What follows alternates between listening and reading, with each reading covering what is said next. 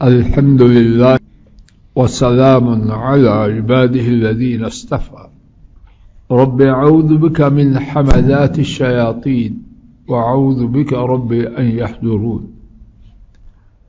اعوذ باللہ السمیع العلیم من الشیطان الرجیم من حمزه ونفخه ونفسه۔ 16واں پارہ سورہ مریم، آیت مبارکہ 21۔ الفاظ شریفہ کے معنی اور کتاب میں ذکر کیجیے، وذکر ذکر کیجیے، فی الکتاب کتاب میں، الکتاب اس میں معرفہ ہے، پراپر نون ہے، مراد ہے قرآن کریم میں۔ ابراہیم علیہ السلام کا ابو الانبیاء، حضرت صلی اللہ علیہ وسلم کے جد اعلیٰ، انہو یقیناً وہ کانا تھے، صدیقاً بہت سچے، نبی بامحاورہ ترجمہ۔ اور کتاب میں ابراہیم علیہ السلام کا ذکر کیجیے، یقیناً وہ بڑے سچے نبی تھے۔ اس آیت کریمہ کے حوالے سے اللہ مالک جانے کتنی قیمتی اور عظیم باتیں ہیں، انہی میں سے ٹوٹی پھوٹی سمجھ میں اللہ کی توفیق سے جو باتیں آئی ہیں، عرض کرنے کی عاجزانہ کوشش کا آغاز کرتا ہوں۔ اچھے لوگوں کا تذکرہ اس میں بہت خیر ہے۔ انسان اثر لیتا ہے جو اس سے کہا جائے، کرو نہ کرو اس کا بھی اثر ہے، لیکن اچھے عمل کی تصویر پیش کرنا کہ فلاں نے یہ کام کیا، اچھا کام کیا انجام یہ ہوا، برا کام کیا انجام یہ ہوا، اس کی بھی تاثیر ہے۔ اور بسا اوقات اس کی تاثیر، اس کا اثر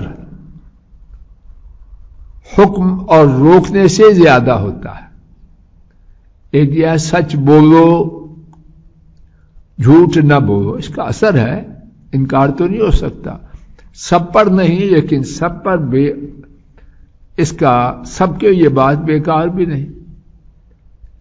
لیکن جب کسی سچے کا واقعہ بیان کیا جائے کہ اس نے سچ بولا، اسے دنیا میں یہ فائدہ ہوا، اس کے یہ آخرت میں یہ ہے، کسی نے جھوٹ بولا، اس کو دنیا میں یہ نقصان ہوا، آخرت میں یہ ہوگا، تو اس کا اثر کتنی ہی طبیعتوں پر پہلے طریقے سے زیادہ ہوتا ہے۔ قرآن کریم میں جا بجا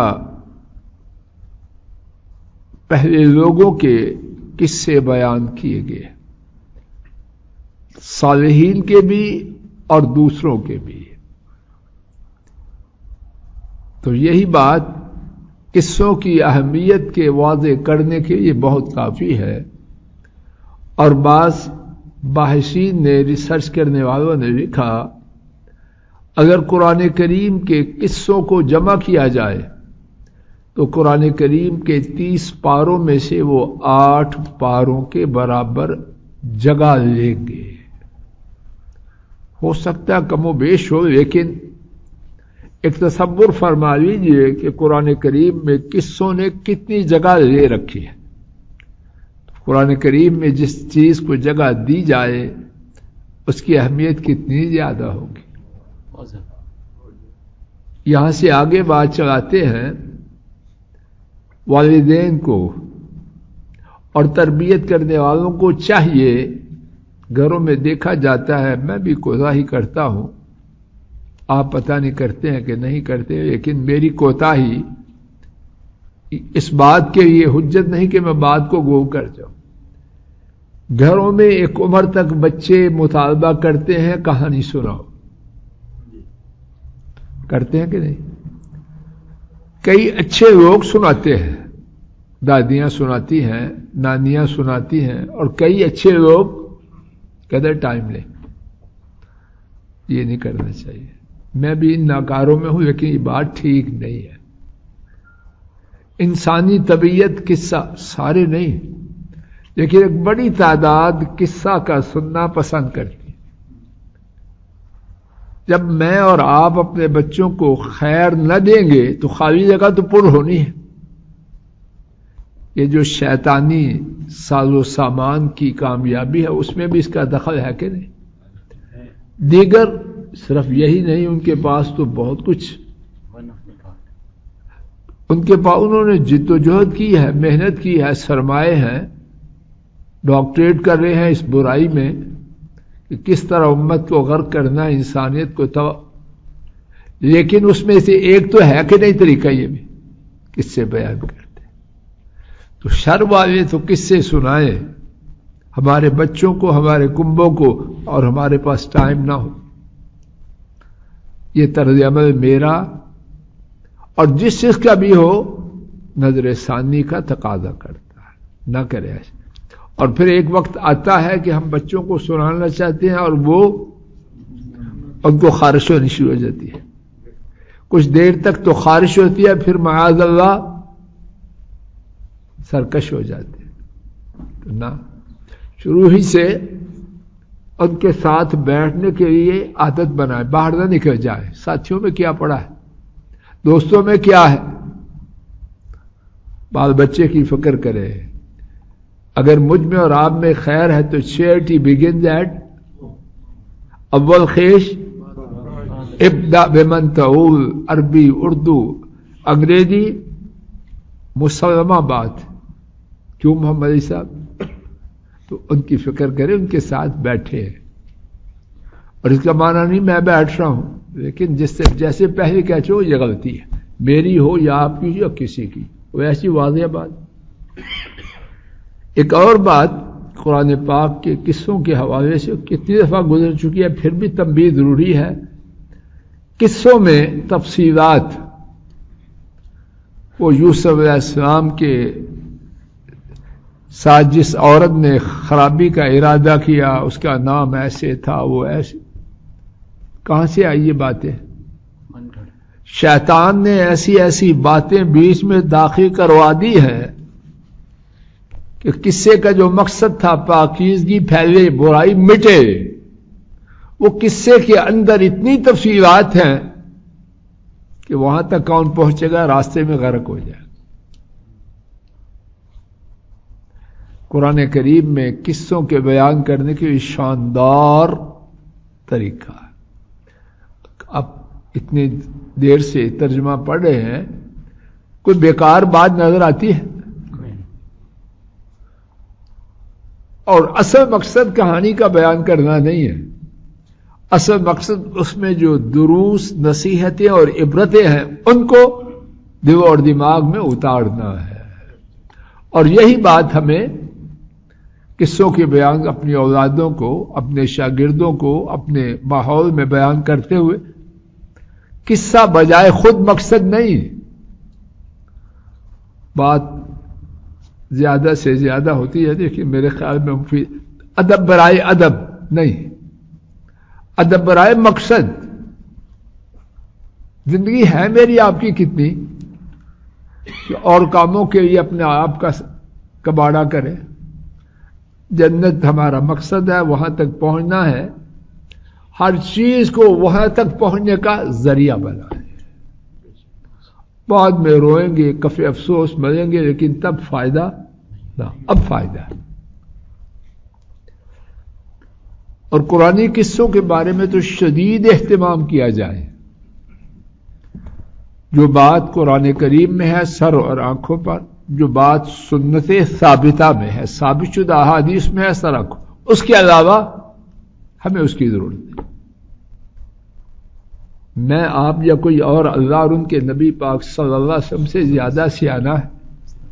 جو ضرورت ہی دیا یا بس، ہمیں اس سے آگے چاہیے نہیں، جس کو چاہیے جائے. محسن بات واضح ہو رہی ہے.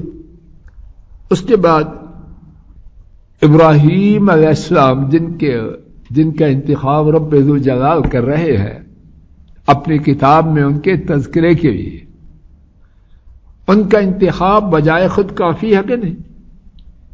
جب انہوں نے انتخاب کر دیا، اب اس کے لیے جسٹیفیکیشن کرنے کی دلیل دینے کی کوئی ضرورت ہے؟ لیکن ہم پر شفقت کرتے ہوئے کیا تھا ان میں؟ حضرات و خواتین نوٹ کریں پہلی خوبی کیا تھی جس کی وجہ سے اتنا مقام دیا گیا کہ وہ کتاب جس ایسی کائنات میں کوئی کتاب نہیں اس میں ان کا تذکرہ ہو، اور وہ تذکرہ کریں جن ایسا کائنات میں کوئی ہے نہیں، محمد کریم صلی اللہ علیہ وسلم۔ تو یہ جو اتنا عظیم انتخاب ہوا، کیوں ہوا؟ اللہ بغیر کسی بیان کے کرے تو ان کا حق ہے، جس کی چیز ہے اس کو حق ہے کہ نہیں؟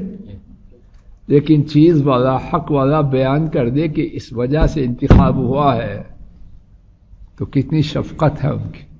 وقار صاحب کے 10 آدمی ہیں سٹاف میں سے، سارے تیار ہیں کراچی جانے کے لیے، کہتے ہیں عبد الرحمان تم جاؤ، اور پھر سب کے سامنے بیان کرتے ہیں، سب جانا چاہتے ہیں، بائی ایئر جائیں گے، تنخواہ ڈبل ملے گی، کھانا پینا ہوٹل سب کچھ، اور قدم قدم کی جھٹکوں سے بھی ذرا بچ جائیں گے، آنکھ سے دور ہو جائیں گے، پیسے بھی زیادہ۔ تو اگر وقار صاحب ساتھ یہ بھی کہہ دیں بھائی اس کا انتخاب اس وجہ سے کیا ہے، تو ان کی مہربانی ہے اسٹاف پر کہ نہیں؟ یہ پابند ہے کرنے کے، اور اسٹاف کے اوپر ان کی جو حیثیت ہے کہ اللہ کی وہی حیثیت ہم پر ہے۔ اللہ اکبر، اللہ کتنے ارحم الراحمین ہے۔ وما قدر اللہ حق قدر، اللہ کو پہچاننا ہی نہیں، اگر پہچان ہوئے سجدے سے سر اٹھانے کو جی نہ چاہے، ان کے ذکر پاک سے کسی اور بات کے کرنے پر زبان تیار ہی نہ ہو، پہچاننا ہی نہیں، آئیں بائی شائیں کیوں؟ اپنے مالک کو پہچاننا ہی۔ کیا خوبی تھی سب سے پہلے؟ سب بولو اللہ اکبر۔ حضرات و خواتین اللہ کے لیے میں آپ غور کریں کدھر جا رہے ہیں، اپنی اولادوں کو کدھر بھیج رہے ہیں؟ سچائی کی عظمت کے بیان کرنے کی کیا یہ ایک بات کافی نہیں؟ ہمارا ایمان ہے، اللہ کرے غلط نہ ہو، کہ مخلوق میں نمبر 1 نبی کریم صلی اللہ علیہ وسلم، نمبر 2 کون ہے؟ ابراہیم علیہ السلام۔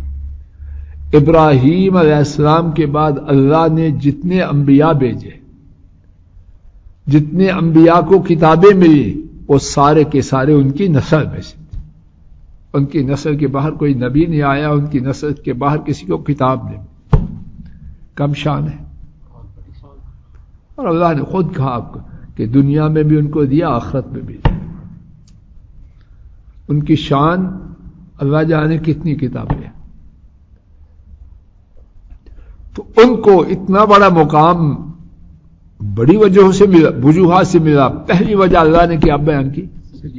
اللہ صدیق کیا ہوتا ہے، توجہ کر۔ تو یہ عظیم مقام ملنے کا سب سے پہلا سبب صدیق۔ صدیق کیا ہوتا ہے؟ صدق، سچائی۔ صدیق اس سے زیادہ ہوگا، ترجمہ کیا کیا جائے گا؟ بہت سچے۔ اللہ اکبر۔ اور بدبختی دیکھیے، کاریگری آج کیا بن گئی ہے؟ کیسا ٹالا اور پھر دان نکالتے ہیں، خاک ہے ان دانتوں پر، اور خاک ہے ان دانتوں کے نکالنے والے پر۔ جھوٹ بول کے دان نکالتا ہے۔ رونے کی بات ہے کہ ہنسنے کی بات ہے؟ روتے ہیں لوگ، شاید کہیں روتے ہو کسی جزیرے میں، کہاں سچے تھے؟ اللہ اکبر۔ بات میں سچے تھے، جس سے کریں سچی، اور عرش والے سے جو معاملہ تھا وہ سچا تھا۔ انہوں نے، عرش والے رب نے ان کو جو جو ذمہ داریاں دی، ان کو پورا کیا کہ نہ کیا؟ آئیے قرآن کریم کے 2 یا 1 مقام دیکھ کے بات کو آج روکتے ہیں، باقی کل۔ پہلا پارہ دیکھیے، آیت کریمہ 124 ہے، وَإِذِ ابْتَلَىٰ إِبْرَاهِيمَ رَبُّهُ بِكَلِمَاتٍ فَأَتَمَّهُنَّ۔ جب ابراہیم علیہ السلام کو ان کے رب نے کچھ باتوں سے آزمایا، ان کا امتحان لیا، تو کیا کیا انہوں نے؟ فیل ہو گئے، فَأَتَمَّهُنَّ۔ رب نے جو باتیں آزمائش کے لیے دی ان کو پورا کیا۔ بات کے سچے ہوئے یا کچے ہوئے؟ یہیں روک کے انشاءاللہ کل اسی مقام سے بات کا آغاز کریں گے۔ اللہ تعالیٰ اپنے فضل و کرم سے کہیں سنی بات کی غلطی کو معاف فرمائے اور ٹھیک بات اپنی رحمت سے قبول فرمائے۔ السلام علیکم ورحمۃ اللہ۔ یہ ڈاکٹر فضل الہی صاحب کا آفیشیل یوٹیوب چینل ہے، اس کو لائک، سبسکرائب اور شیئر کریں اور بیل آئیکن پریس کریں تاکہ نئے آنے والی ویڈیوز کا نوٹیفیکیشن آپ کو موصول ہو سکے۔ جزاکم اللہ خیر۔